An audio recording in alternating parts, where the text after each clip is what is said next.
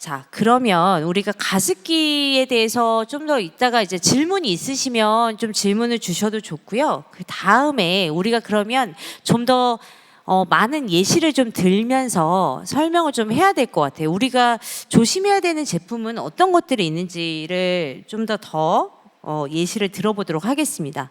네. 고기호 책임님 순서입니다. 네. 네, 지금 예시 사진을 몇 장 좀 준비를 해왔어요. 지금 보시다시피 앞서 말씀드린 대로 저기 가장 기본적인 가장 큰 부분은 안전기준 적합 확인을 실시해야 된다. 안전기준 적합 확인을 실시해야 된다. 안전기준 적합 확인을 받지 않는 생활학 제품은 불법 제품이다.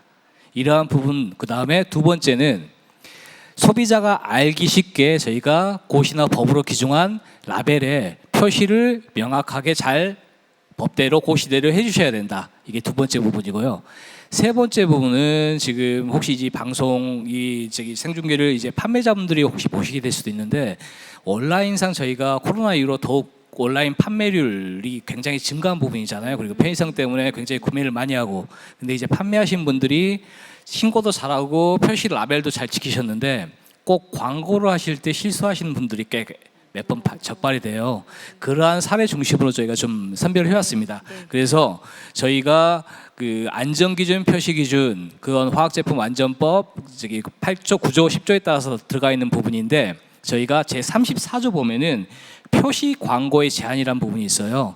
그래서 그 법에 보면은 거기에 대한 금지된 문구, 그 다음에 신고번호를 명확하게 써야 된다. 효과효능 부분은 거기에 사전에 살생물 물질에 대한 효과효능 부분은 안전기준 적합 확인 신고를 하고 그 신고 내용에 정확하게 부합하게 광고를 해야 된다. 이러한 법들이 규정들이 명기가 되어 있거든요.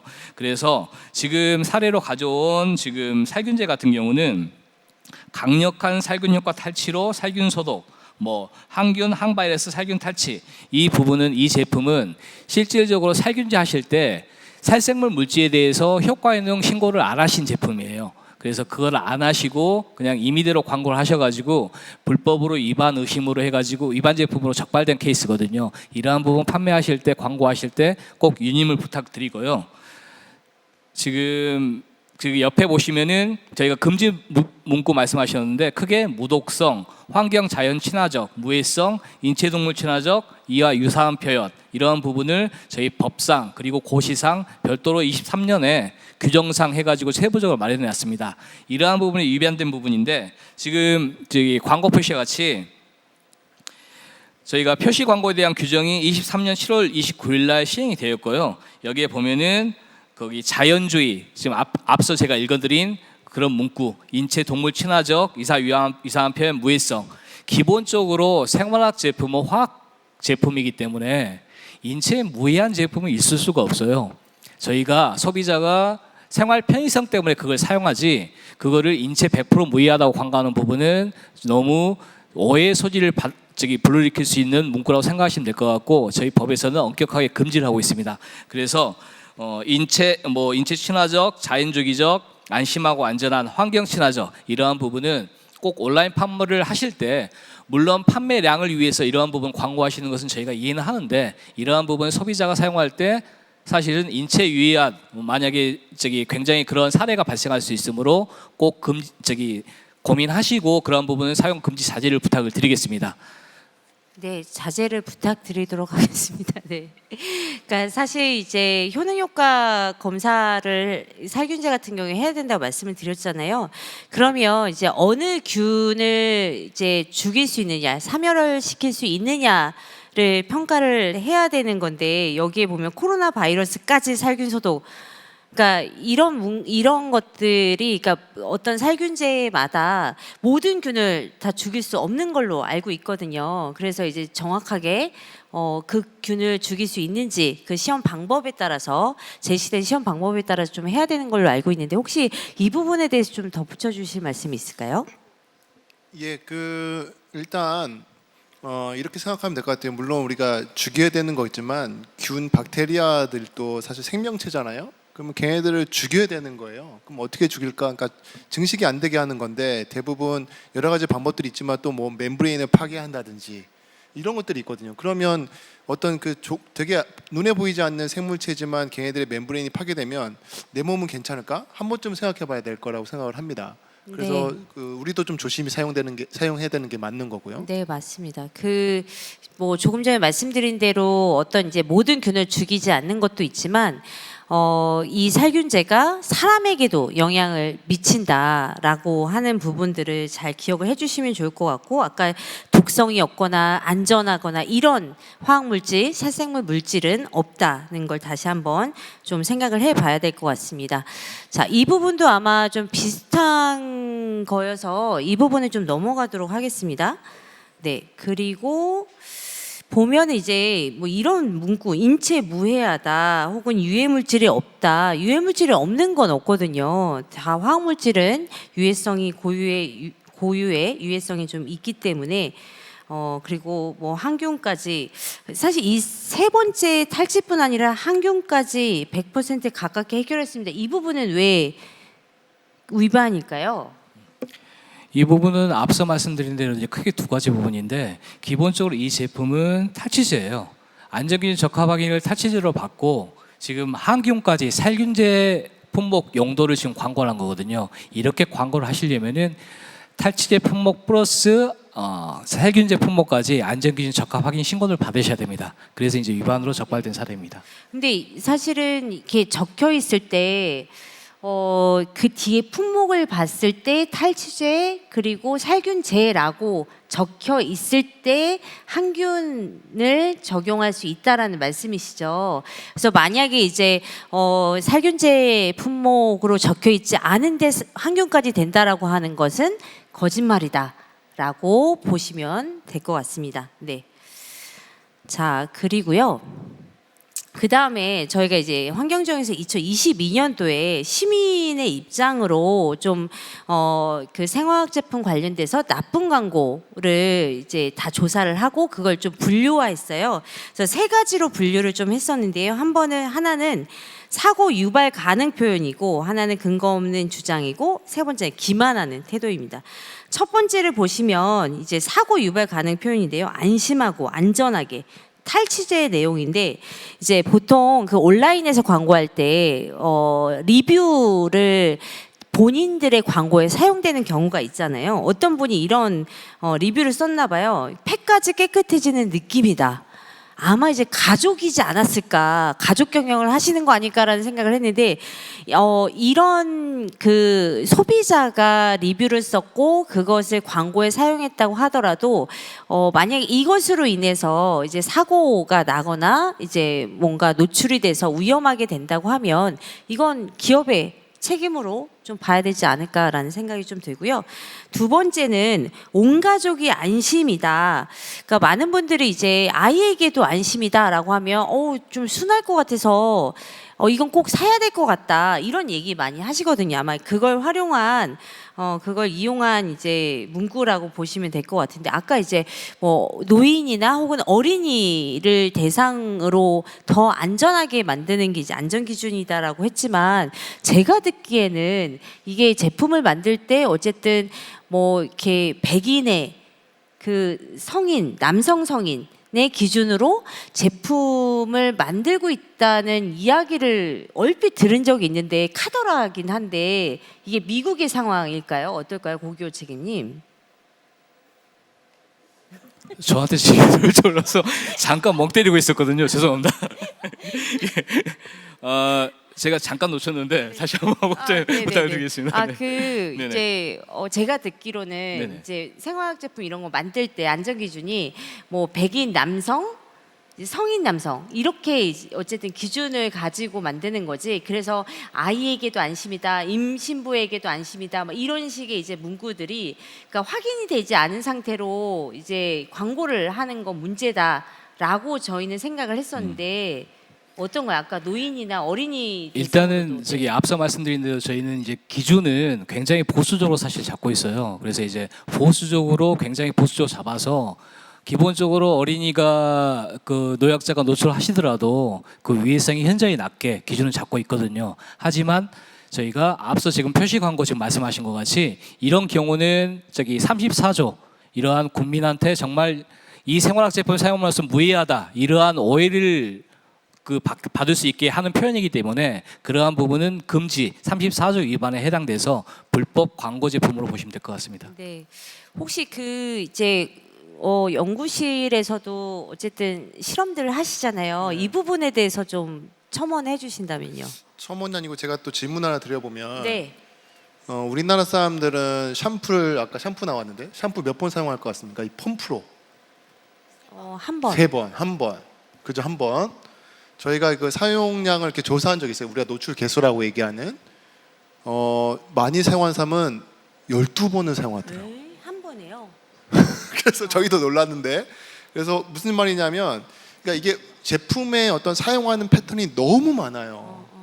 그럼 이렇게 해버리면 안심하다 그러면 어떤 사람은 그러면 안 될 수 있는데 어떤 사람은 엄청 많이 사용하게 할 수 있거든요.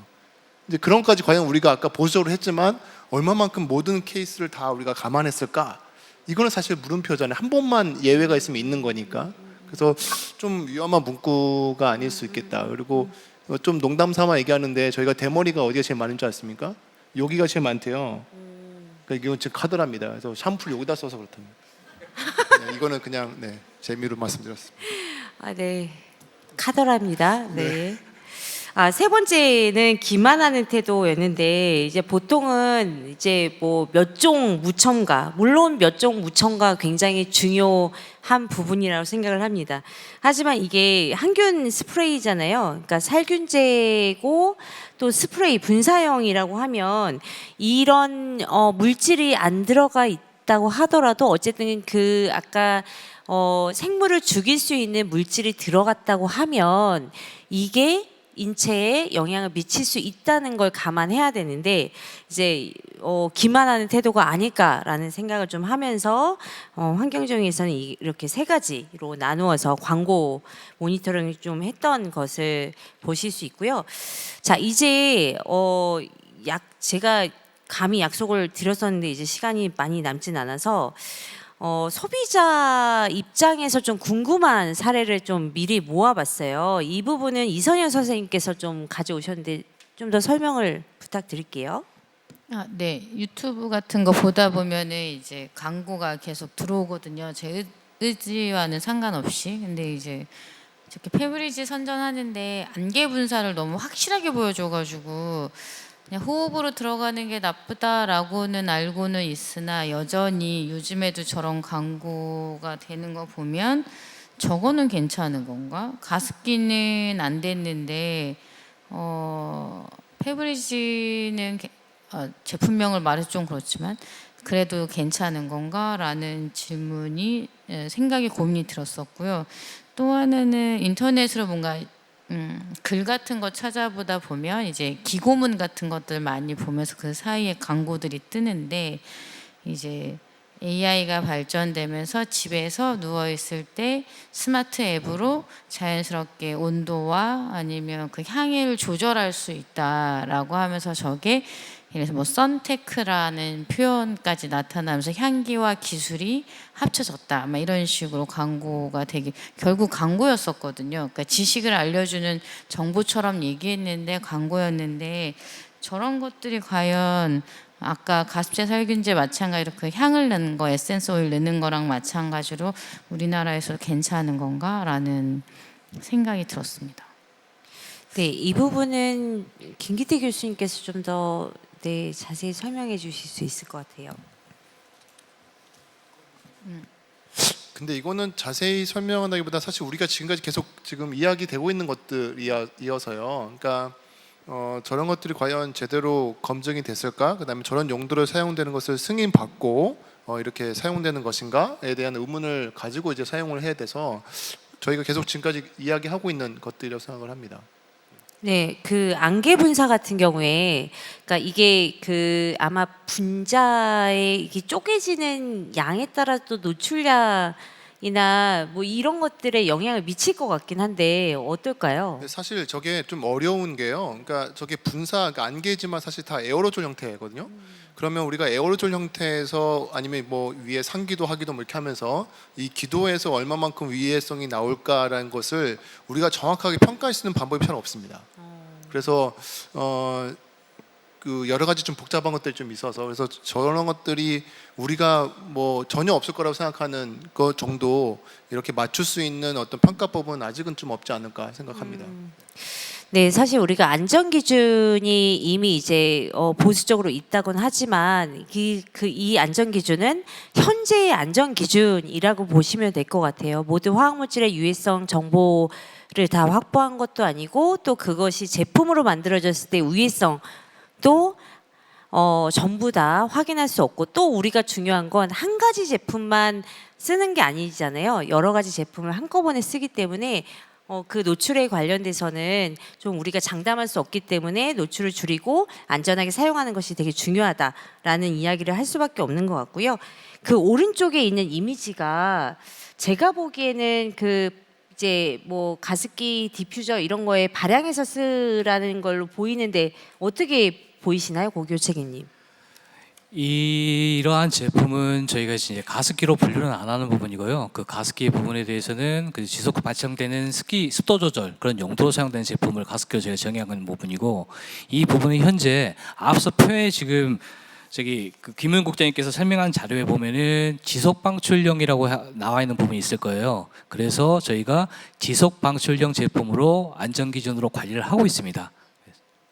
네, 맞습니다. 그 최근에 안전 기준에 아까 이제 분사형과 비분사형으로 나뉘어졌던 거에서 하나가 더 추가된 것이 지속 방출형이라고 하는데 그러면 이 부분은 왜 추가가 됐고 어떤 걸 좀 유념해야 되는지 짧게 좀 설명을 부탁드려도 될까요?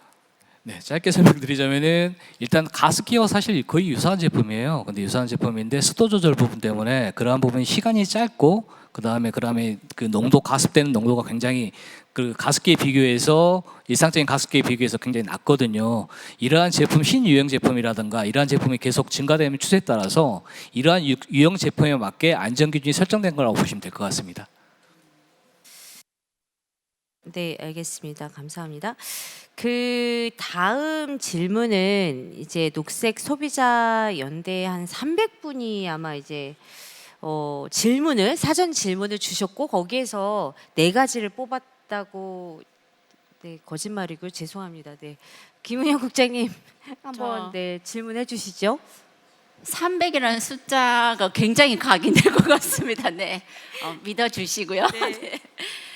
저희가 소비자들한테 어쨌든 저희가 소비자들이 생각하는 내용들이 실제 전문가에게 또 물어볼 수 있는 시간이니까 그래서 좀 여쭤봤었고요. 그 중에서 좀 공통되는 부분들 이런 것들을 좀 뽑아서 전문가의 좀 의견을 듣고 싶어서 여기 보시면 1번 사례 같은 경우에는 살균을 하는 제품들은 다 99.99%라고 돼 있는데 이제 소비자들은 100% 보통 우리가 자신 있으면 100%라고 얘기를 하잖아요. 근데 99.99, 0.001%는 뭐지? 이 뭔가 피해가려는 어떤 건가? 수작인가? 아니면 뭔가 0.01에 대한 시험 분석에 죽이지 못하는 균이 있는가? 이 99.9%는 모든 균을 다 99.99로 죽이는 건가? 이제 이런 것들에 대한 설명이 없어요. 그래서 이 수치에 대한 궁금함을 많이 얘기하시더라고요. 믿어도 되나? 그다음에 그래서 이런 것들은 좀 어떤 근거로 광고가 되는 건지 제가 어느 분께 여쭤봐야 될까요? 제가 소비자를 대신해서. 네. 김기태 교수님 지금 고민하고 계시고 지금 난감하다 이렇게. 네, 살균제, 그러니까 정말 많은 화학물질, 살생물 물질이 있는데 전부 다 하시는 건 아니기 때문에 되게 어려운 이야기이긴 한데 광고 문구로는 좀 어떻게 보면 될까요? 일단은 앞서 제가 한 번 더 설명드렸던 것 같이 기본적으로 살생물 물질에 대한 효과 효능 부분은 시험 검사를 마치고 그 시험 성적서대로만 광고할 수 있거든요. 그래서 살균제 하면은 어떠한 균의 살균력을 갖고 있다. 그 균 명확한 균과 그 다음에 시험 성적서 나온 그 99.99면 99.99, 99.90이면 99.90 이렇게 명확하게 광고하시게 되면 그거 적법하게 되는 부분이고 그 이외에 그걸 벗어나는 광고라면은 위반이 되는 부분입니다. 네. 아마 궁금증이 다 해결되진 않았겠지만 그렇게 보시면 될 것 같고요. 이게 네. 그러면 타기 때는 정확한 균이 있고 거기에 대한 시험 성적서가 제출이 되면 어쨌든 균에 대한 설명을 하는 건 아니지만 99.99는 어쨌든 소비자가 믿어도 된다. 만약 시험 성적서 있으면 그렇게 봐도 될까요? 네, 그 두 번째는 아마 이게 냄비에 썼을 때 냄비가 위험해지진 않겠지만 좀 이 부분이 궁금하시다고 가져오신 게 있어요. 이거는 원래 주방 세제는 위생용품으로 식약처에서 관리를 하고 있고요. 그다음에 다목적 세정제는 생활화학 제품으로 환경부에서 관리를 하고 있습니다. 관리 부처가 다르고 안전 기준도 다르죠. 그런데 이 제품 같은 경우에는 이제 변기도 깨끗하게 닦을 수 있다 이렇게 되어 있는데 갑자기 예시로 냄비가 등장을 해요. 그러면 냄비는 지금 엎어서 겉을 닦으라고 하는 얘기 같은데 냄비가 이 정도로 타면 속도 탑니다. 그러면 소비자가 변기에 닦던 세정제를 주방 세제처럼 쓰는 건가? 이게 너무 이제 그림까지 예시로 돼 있어서 다목적 세정제의 기능은 어디까지인가? 네, 이런 것도 궁금하다. 이게 뭐냐? 그리고 주방 세제와 다목적 세제 왜 관리 부처가 다르냐? 이제 소비자들 이런 것도 얘기하고 다 생활화학 제품이다. 이제 이런 얘기도 하시거든요. 그래서 좀 정리를 해주시면 좋겠습니다. 그 제가 그래서 밑에 좀 잘 안 보이긴 하시는데요. 품목에 세정제 탈취제라고 되어 있긴 해요. 그래서 아마 안생품으로 분류가 되지 않을까 싶은데 우리가 세정제 하면 주방 세제가 있고 또 이제 그 안생품에서의 이제 세정제가 있는 거죠. 네, 그래서 저도 다목적이라고 했을 때 지금 용도가 굉장히 여러 개가 있는데 이렇게 대단하다. 그러면 모든 세정제는 다목적 용어로 만들면 가장 어떤 효과를 극대화시킬 수 있는 거 아닌가. 근데 왜 다목적으로 안 만들까? 이런 궁금함은 평소에도 있긴 있었거든요. 그러니까 처음에 출발하실 때 생활학 제품 그다음에 식약처에서 의약품으로 관리된 제품 이런 부분을 지금 황 국장님께서 설명을 해주셨잖아요. 그게 유사한 부분이라서 보시면 될 것 같습니다. 일단 김영욱 국장님께서 말씀하신 것 같이 세정제 같은 경우는 특히 식약처하고 환경부하고 관리하는 분야가 용도가 다른 부분이거든요. 그래서 지금 이 제품 같이 만약에 식기에도 아니면 인체에 직접 사용해도 세정한 용도로 광고를 하시려면은 식약처에서도 확인을 받으셔야 되고 저희 환경부에서도 안전기준 적합 확인을 받으셔야 돼요. 근데 이제 그 부분은 여기서는 지금 확인이 안 되는 부분이니까 넘어가도록 하고 기본적으로 안생품뿐만 아니라 식약처에서 세정제로서 그다음에 받아야 된다. 식약처 승인을 받아야 된다. 이렇게 이해하시면 될 것 같습니다.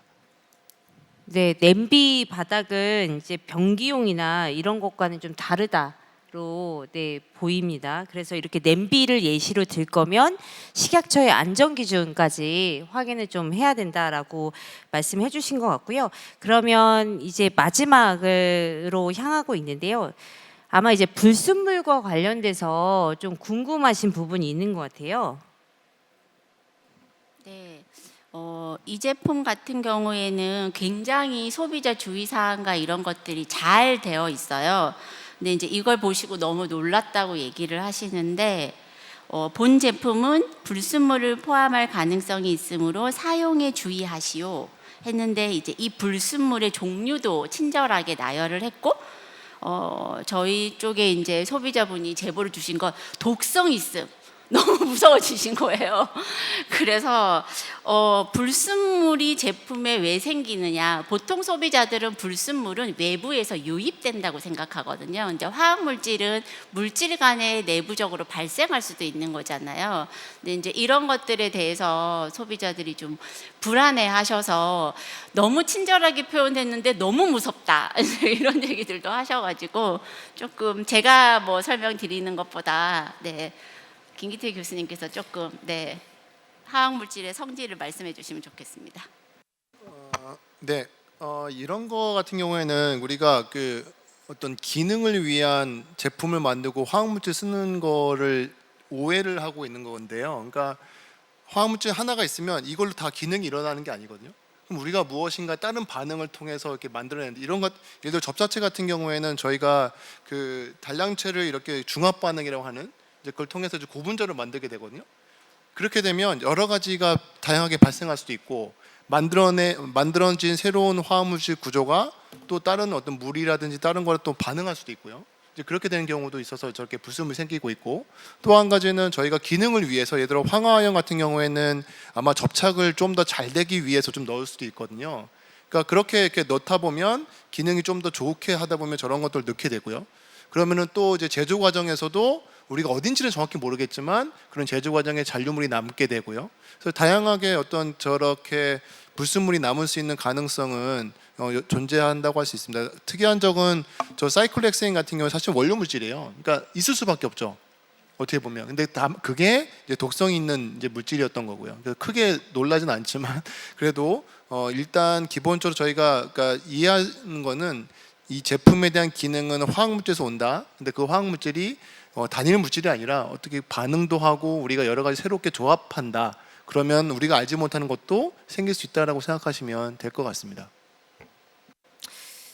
역시 화학물질은 굉장히 어려운 분야 같아요. 그래서 들어도 이게 무슨 말이지? 라고 할 수밖에 없는 상황인데요.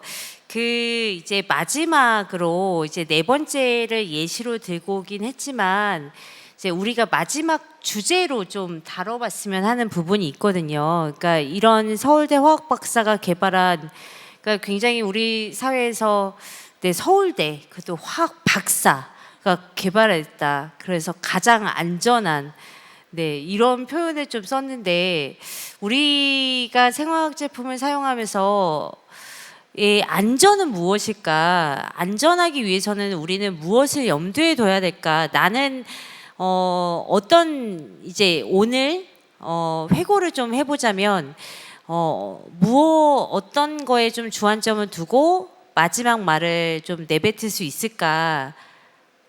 를 이야기하고 싶은데요. 우리 김은영 국장님부터 시작을 한번 해보도록 할까요? 제가 아까 처음 시작하면서 유해성과 위해성을 조금 이제 이해하기 쉽게 말씀을 드렸는데 소비자도 이런 거에 굉장히 현혹되는 것 같아요. 서울대, 박사. 이런 거에 이런 문구가 수식어로 들어가면 소비자도 안전하다고 생각해 버리는 것 같아요. 우리 너무 좋아하는 문구잖아요. 서울대와 박사까지 들어가면. 그래서 이제 우리 소비자도 좀 조심을 해야 되고, 저는 위해성이 제품에 어떤 들어있는 물질들 때문에 이게 노출이 돼서 소비자에게 위험을 가져올 수도 있지만, 소비자도 이 유해성을 잘못 쓰면 위해성으로 바뀌어서 노출이 계속 일어날 수 있다.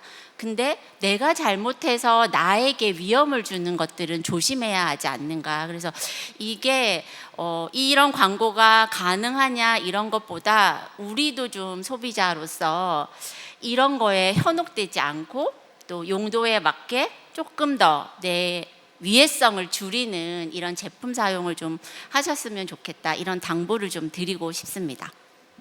네, 감사합니다.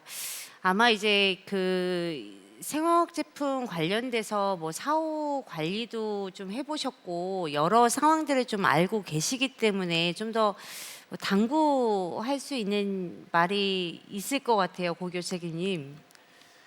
네, 마지막 제가 좀 부탁드리고 싶은 부분은 제품을 구매하시는 소비자분들께 조금 국장님과 같이 비슷한 의견인 것 같아요.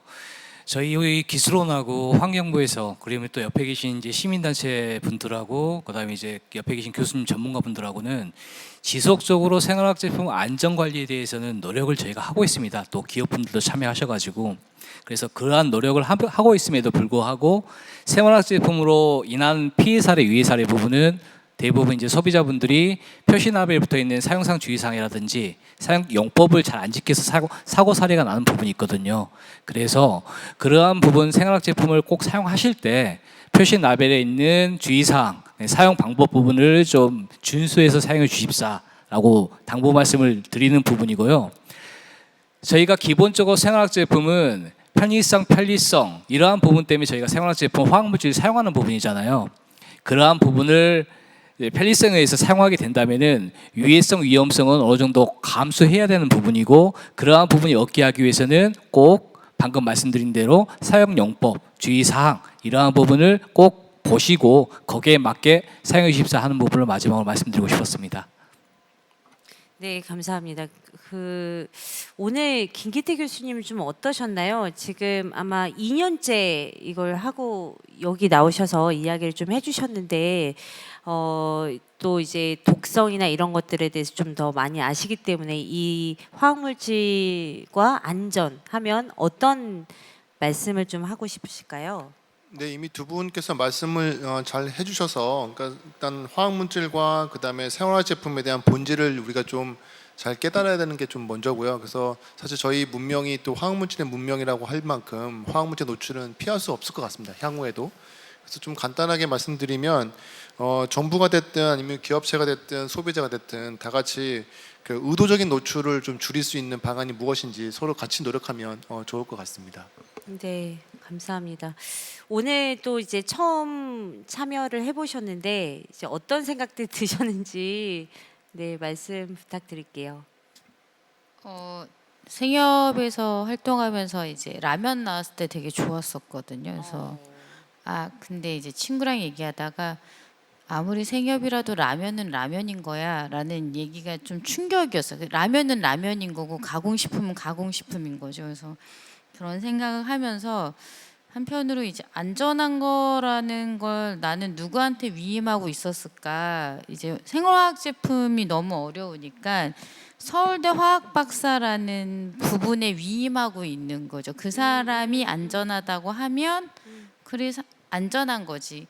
그러니까 국가가 안전한 기준에 맞춰서 했으니까 안전한 거지라는 생각을 하면서 이제 어떤 내 영역을 위임했다라고 생각을 하거든요. 그래서 근데 앞으로는 오늘 말씀 들으면서도 의심한다는 게 아니라 그래도 화학 제품은 화학 제품인 거고 본래 이 물품이 가지고 있는 천이 더러워지는 건 시간이 지나면서 더러워지는 건 당연한 거잖아요. 근데 그걸 굳이 깨끗하게 유지하려고 화학 제품을 너무 쓰거나 애쓰진 말아야겠다. 그냥 본래의 물품이 가지고 있는 특성을 인정하면서 이런 것들을 좀 더 공부하면서 널리 함께 이야기하면서 가는 사람이 되어야겠다라는 또 다른 고백을 하고 있습니다. 네, 너무 멋진 이야기입니다. 사실 우리가 일상 속에서 사용하는 수많은 생활 화학 제품을 어떻게 사용할 것인가, 우리는 어떻게 안전을 지킬 것인가에 대한 화두로 오늘 이야기를 좀 여러 가지로 나눠봤고요. 아마 이제 여러 가지 주제를 가지고 이야기를 했지만 여전히 좀 헷갈리는 게 많으실 것 같아요. 환경정의에서도 네, 정보가 좀 올라와 있고 정부에서도 계속 관련된 그 자료, 네, 정보를 좀 드리고 있으니까 그때마다 나올 때마다 좀 살펴보시고 질문하는 것들이 있다면 뭐 이렇게 관계 기관들에게 좀 연락을 하셔서 질문을 해보시면 어떨까 싶고요. 오늘 좀 이제 긴 시간 동안 함께 해주셔서 너무 감사드린다는 말씀을 드리고 싶습니다. 예, 또 뵙겠습니다. 감사합니다.